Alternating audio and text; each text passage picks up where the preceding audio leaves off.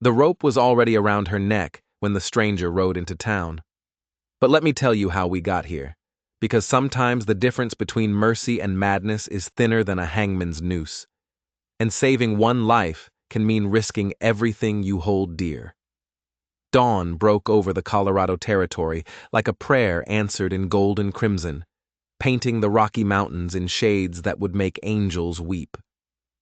Birdie May Hawkins stepped onto her cabin porch, Winchester rifle cradled in weathered hands, eyes scanning the horizon with the practiced weariness of a woman who'd learned that trouble often came with the sunrise.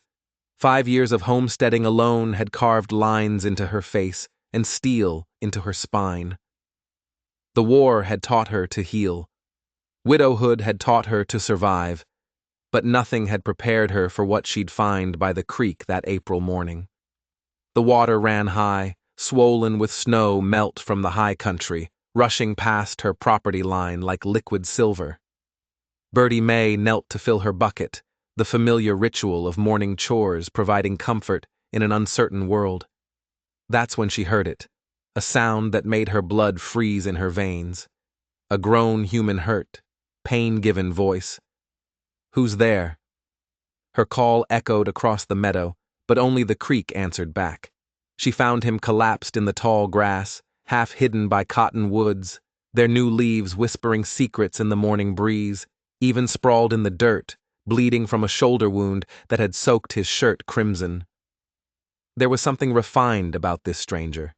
His clothes were too fine for these parts, a gentleman's attire now stained with blood and trail dust, speaking of money and education, and a world far from her humble homestead. Mister. She kept one hand on her rifle, the other reaching toward his still form. "Can you hear me?" Blue eyes flickered open, striking even through the fever haze that clouded them. He tried to speak, lips moving soundlessly, but only managed a weak cough that brought up specks of blood. Something glinted in his limp fingers, a gold pocket watch that shimmered like fire trapped in gold. Birdie May picked it up with trembling fingers, reading the inscription etched in elegant script to Chester Wayne from father. "May this guide you home." The name struck her like a physical blow. Wayne. She'd heard that name whispered in the general store, seen it printed in the territorial newspapers. The Wayne family owned the largest ranch in 3 counties, their cattle empire stretching from the Colorado border to the Wyoming line. What was one of them doing? Collapsed and bleeding on her property. Chester Wayne's eyes found hers, and in them she saw not the arrogance she'd expected from a rich man's son, but something else entirely. Desperation, fear, and underneath it all, a plea for help that transcended words.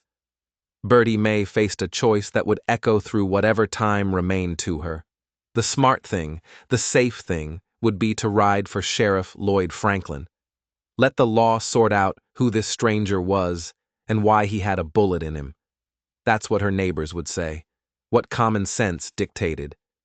But as she knelt there in the grass, watching this man's life ebb away dropped by precious drop, she thought of her husband, how he'd died in that mining accident 3 years ago because nobody stopped to help when the tunnel collapsed. How she'd arrived too late, found him cold and still, his hand reaching toward the entrance where someone, anyone, might have pulled him to safety. The memory steeled her resolve like nothing else could. "Lord help me," she muttered, already knowing what she'd do.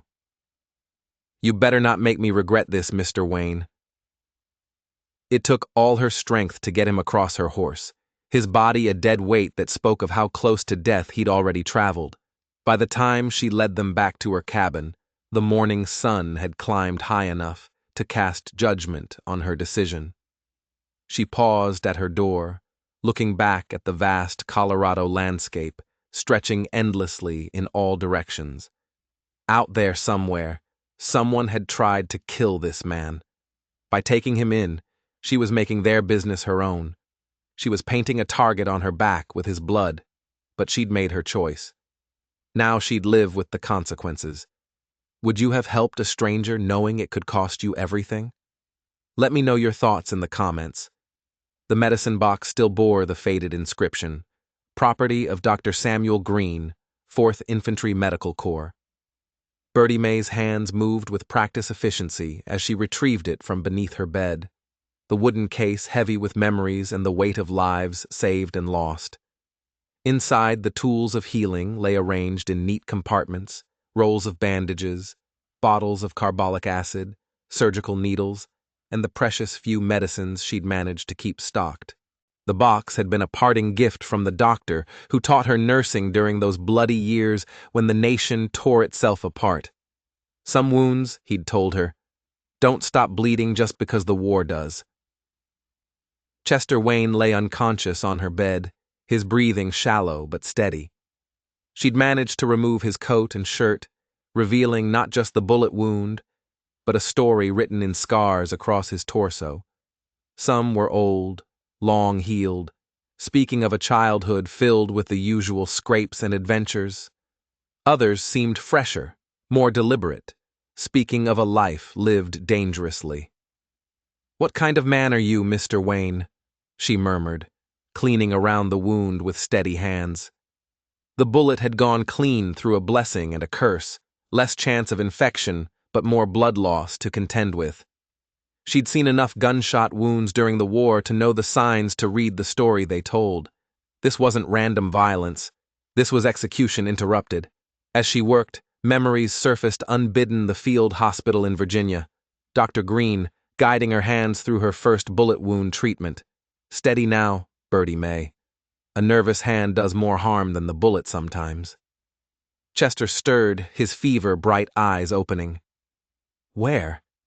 His voice came out rough, barely above a whisper. "My homestead," she replied, pressing a cool cloth to his forehead. "About 20 minutes east of Silver Creek. You've been shot."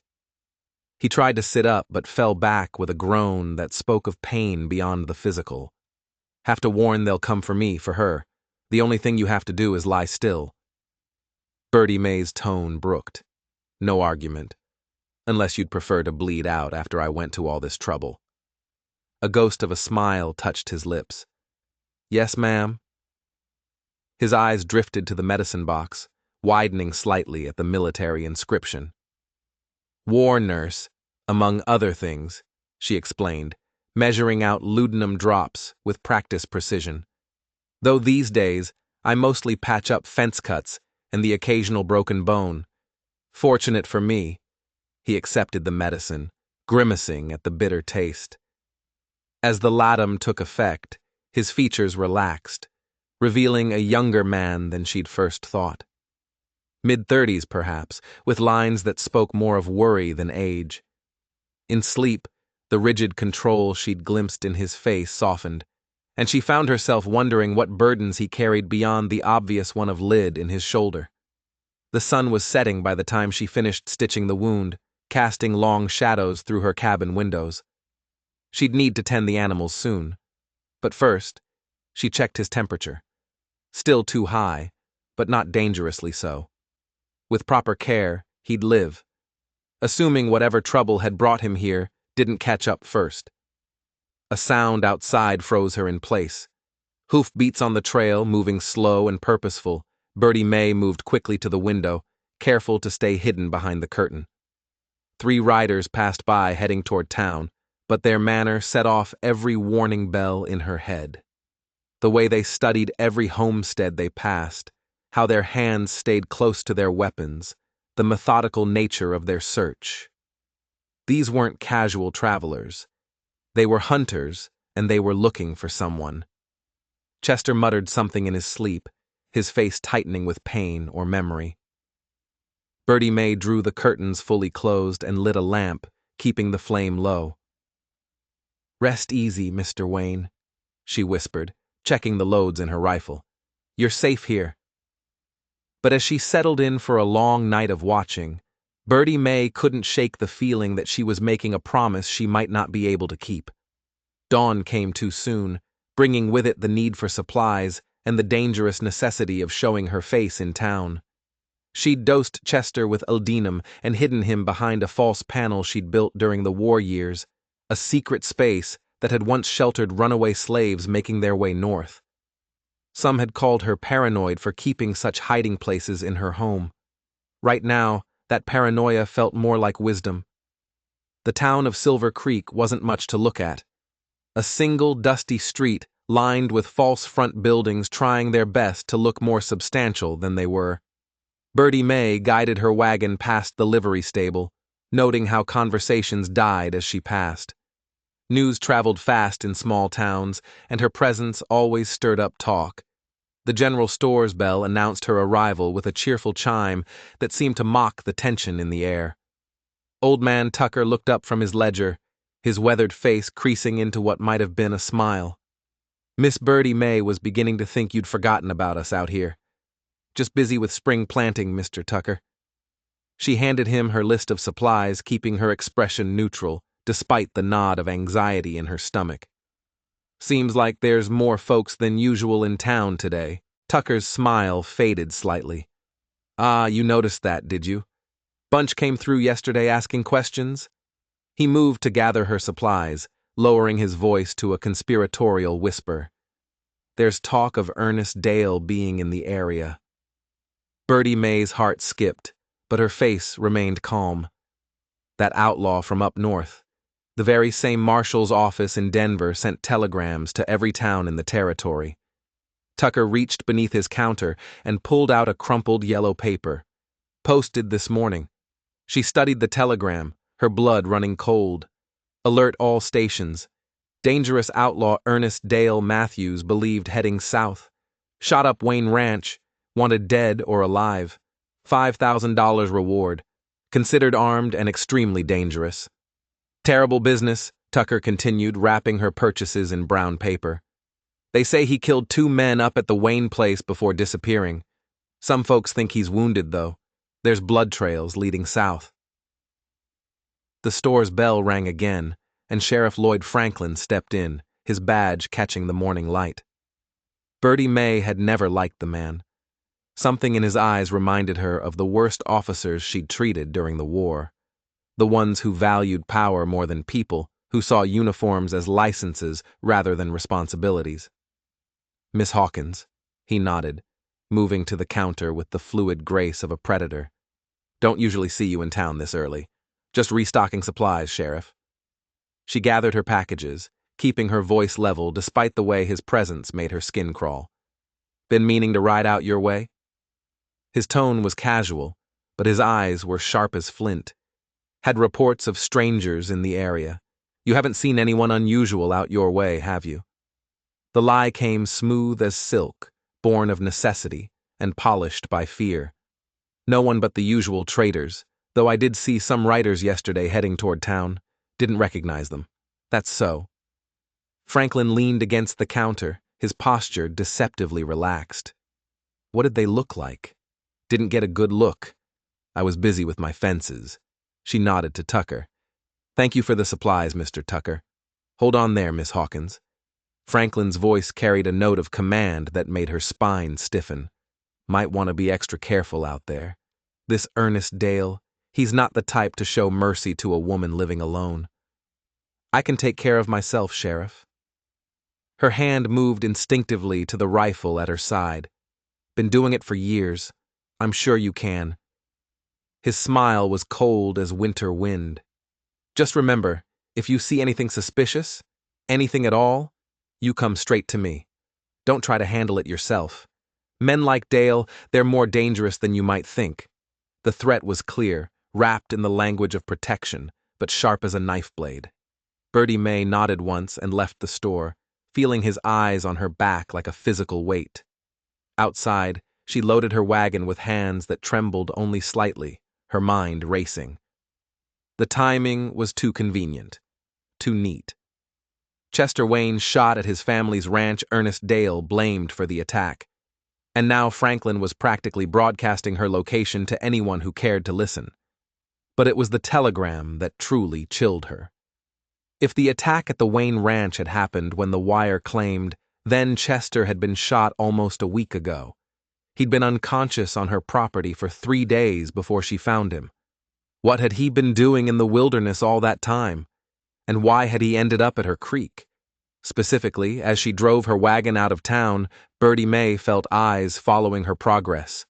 Sheriff Franklin stood in front of his office, watching her departure with the intensity of a hawk studying a field mouse. Other faces appeared in windows behind curtains, all tracking her movement down the dusty main street. She was being watched, catalogued, prepared for whatever came next. The net was closing around her, and she was beginning to understand that saving Chester Wayne might have been the most dangerous thing she'd ever done. The question was he worth dying for? The mandatory town meeting filled the hall beyond capacity, with folks standing along the walls and spilling out onto the street. Birdie May slipped in through the back door, pulling her shawl close around her face, trying to blend into the crowd despite the way her heart hammered against her ribs. The notice had been posted everywhere in Silver Creek. Emergency town meeting by order of Sheriff Franklin. Subject: outlaw threat and public safety. Attendance mandatory. Absence will be noted. The threat in those last words wasn't subtle. This wasn't a meeting. It was a trap. Quiet down, everyone. Sheriff Franklin stood at the front of the hall, that borrowed Denver badge gleaming on his chest like a star of judgment. "We've got serious business to discuss," said the crowd settled, though tension hummed in the air like heat lightning before a storm. Birdie May recognized faces all around her, people she'd helped, healed, traded with over the years. Mrs. Peterson, whose boy she'd delivered in a difficult birth. Old Jake Martinez, whose broken arm she'd set last winter. Sarah Collins, who'd wept in her arms when consumption took her husband. Would they turn on her so easily? "Most of you have heard about Ernest Dale being in the area," Franklin continued, his voice carrying easily through the packed hall. "What you might not know is that he's got help. Someone right here in our community is harboring him." Murmurs rippled through the crowd like wind through wheat. Birdie May kept her face carefully blank, though her pulse roared in her ears. "That's right." Franklin's voice rose above the whispers. "One of our own neighbors is helping a killer who'd just as soon shoot you as look at you." He reached into his coat and pulled out something that made Birdie May's blood freeze. Chester's gold pocket watch, its surface catching the lamplight like a fallen star. This belonged to Chester Wayne III, murdered up at his family's ranch. And where did we find it? He held the watch high, letting everyone see the fine engraving right here in Silver Creek. In the possession of someone who claimed to have bought it from a traitor, the crowd's muttering grew louder, more agitated. Birdie May felt eyes turning her way, remembered faces hardening with suspicion and fear. "Now, I'm not naming names," Franklin continued, though his gaze swept meaningfully across the room. "Not yet, but I want everyone thinking hard about any strangers they've seen, any neighbors acting odd, because whoever's helping this outlaw, they're just as guilty as he is." Mrs. Peterson stood up, her thin voice carrying surprisingly well. "What do you want us to do, Sheriff? Keep watch, report anything suspicious. And most importantly," Franklin's voice hardened like steel cooling in water, "don't take the law into your own hands. That's what pauses are for." The emphasis he placed on that last part made Birdie May's skin crawl. He was setting the stage. She realized when violence came, he'd be able to claim he tried to prevent it. 3 days later, they came for her. Birdie May was drawing water from her well when she heard the thunder of hoofbeats. A dozen riders surrounded her cabin, kicking up dust clouds that caught the afternoon light like smoke from a funeral pea. Franklin rode at their head, his face grim with righteous purpose. Behind him came men she'd known for years, neighbors, friends, their faces now hard with righteous fury. Birdie May Hawkins. Franklin's voice carried across the yard like a judgment from on high. "You're under arrest for harboring a fugitive and accessory to murder." "I've harbored no one, Sheriff," she called back, though her heart hammered against her ribs like a caged bird. "You've got no cause to be here. Then you won't mind if we search your cabin." It wasn't a request. They poured through her home like a flash flood, overturning furniture, dumping out drawers, tearing through 5 years of careful accumulation.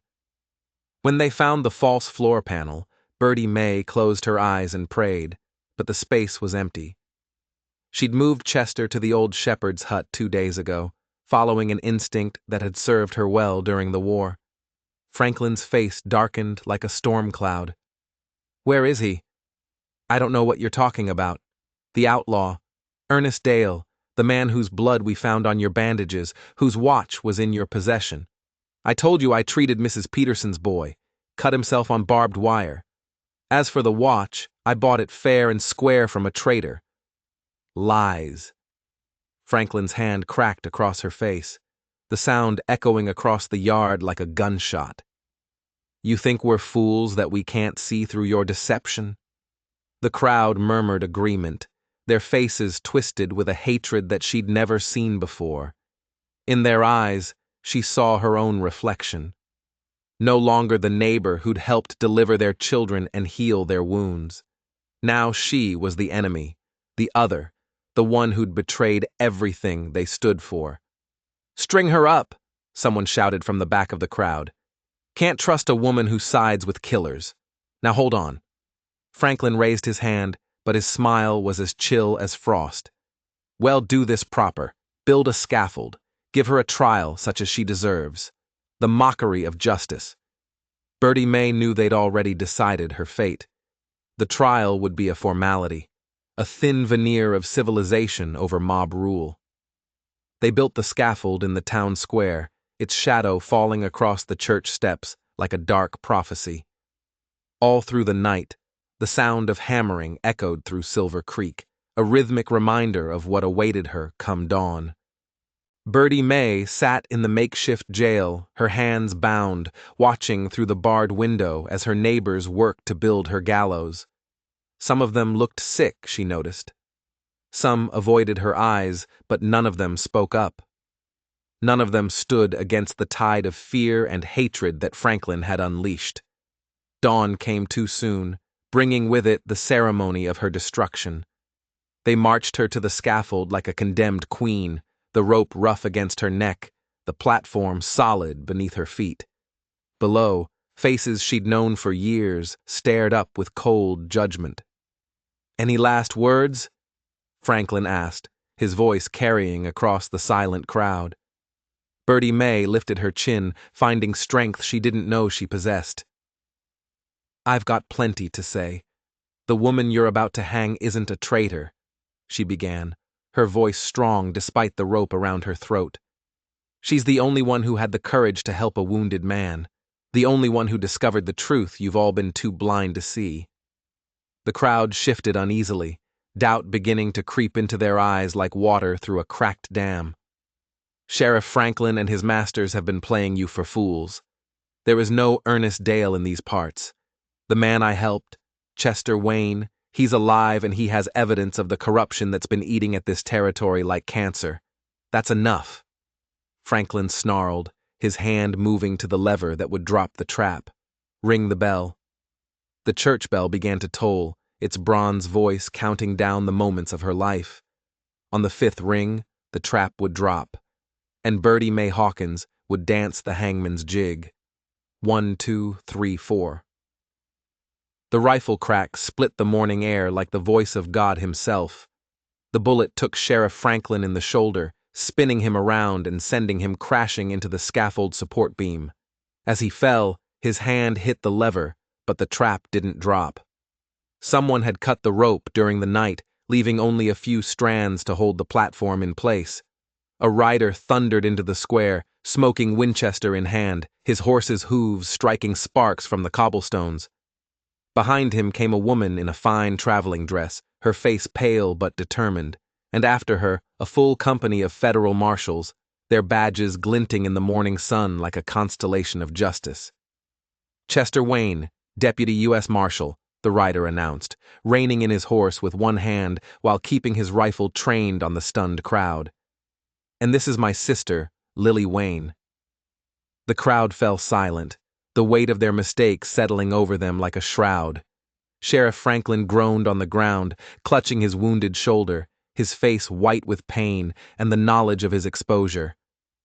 "The woman on that scaffold," Chester continued, his voice carrying across the square with the authority of federal law, saved my life and helped expose a conspiracy that reaches from here to Washington. The real criminals are the ones who put the rope around her neck. Lily Wayne stepped forward, a leather satchel in her hands. Her resemblance to her brother was unmistakable. The same steel-blue eyes, the same determined jaw, signed confessions from Franklin's accomplices, forged deeds, bank records showing bribes paid to territorial officials. Everything you need to clean out this nest of vipers. The federal marshals moved swiftly, their actions precise and professional. Franklin tried to reach for his gun, but Chester's rifle was already trained on him. "Don't make this worse than it already is, Franklin," Chester warned, his voice deadly quiet. "You've done enough damage." As they cut Birdie May down from the scaffold, the crowd began to understand the magnitude of what they'd almost done. The shame on their faces was almost harder to bear than their hatred had been. These were good people, she realized. Good people who'd been manipulated by fear and lies into becoming something they weren't. "I'm sorry," Mrs. Peterson whispered, tears streaming down her cheeks. "Birdie May, I'm so sorry. We should have known better. We all should have known better." Old Jake Martinez added, his voice heavy with regret. "You saved my boy's life when he was born. You've helped all of us. We had no right." Birdie May touched her throat where the rope had been, feeling the phantom burn of hemp against her skin. "Fear makes people do terrible things," she said quietly. "But it also gives them the chance to do better." The trials that followed were swift and thorough. The federal marshals had been investigating the territorial land grab conspiracy for months, following a trail of corruption that led all the way to Denver and beyond. Franklin was just one link in a chain of greed that had been strangling the territory for years. The real Ernest Dale, it turned out, had been in federal custody for 3 months, held in a prison in Kansas, while men like Franklin used his name to terrorize homesteaders into selling their land for pennies on the dollar. A year later, Birdie May stood in the town square again, but the scaffold was gone. In its place grew a garden, roses, and wild flowers that bloomed where justice had nearly died. The formal apology from the town council was framed in her cabin, but the real healing had come from the quiet work of rebuilding trust, one relationship at a time. "You ready for this?" Chester asked, straightening his tie. He'd recovered fully from his wounds. The scar on his shoulder, a reminder of how close they both come to losing everything. "Ready as a woman can be," Birdie May smiled, adjusting her wedding dress. It was simple white cotton, nothing fancy, but it felt like the most beautiful thing she'd ever worn. "Strange to think if you hadn't been shot, if I hadn't found you by the creek, we might never have met." He finished, taking her hand, might never have stopped them, might never have had this chance. The ceremony was small, but filled with meaning. Old Man Tucker gave her away, his eyes bright with tears of joy. Mrs. Peterson played the organ, her music soaring through the little church like a prayer made audible. Even the federal marshals had stayed for the wedding. Their presence a reminder that justice, when it finally came, was worth celebrating. As they exchanged vows, Birdie May thought about the choice she'd made that morning by the creek. One act of mercy had changed everything. Not just for her and Chester, but for the entire territory. Sometimes the smallest decisions carry the greatest weight. 6 months later, she held their daughter for the first time. The baby was perfect with Chester's blue eyes and her own determined chin. They named her Hope, and she wore a pendant passed down through pain and bravery. Chester's father's watch now engraved with new words to Hope Wayne from parents who fought for truth. Their family portrait was taken in the square, surrounded by those once divided by fear, now united by hard-won wisdom. The garden bloomed behind them, a testament to the truth that could grow from the darkest soil.